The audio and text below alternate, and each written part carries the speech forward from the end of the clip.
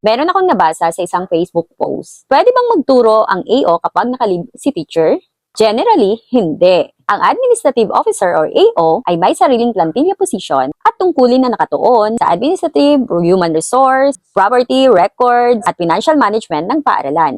Hindi kasama sa kanyang regular na tungkulin ang pagtuturo ng klase. Bakit? Sa DepEd at Civil Service, ang bawat plantilla position ay may tiyak na duties and responsibilities. Ang AO ay hindi tinalaga bilang teaching personnel, kaya hindi siya maaaring i-assign na maging kapalit ng guro bilang regular na classroom teacher.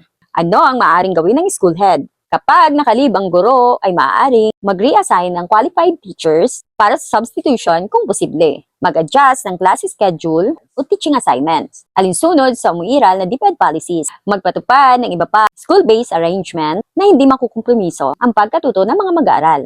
Paano kung voluntaryong magturo ang AO? Sa mga pambihirang sitwasyon, halimbawa, emergency at walang available na guro, maaaring tumulong ang AO sa pagbabantay o supervision ng mga mag-aaral kung inatasan ng school head para sa kaligtasan at kaayusan. Gayunman, ang regular na pagtuturo ng kurikulum ay dapat pa rin gawin ng qualified teaching personnel. Ang pansamantalang pagtulong during emergency ay hindi nangangahulugan, maaari nang italagang kapalit ng guro ang AO. Tandaan, ang AO ay para sa administrative function, ang guro ay para sa instruction at classroom teaching. Ang bawat empleyado ay dapat gumanap ayon sa kanilang plantilla position at opisyal na tungkulin.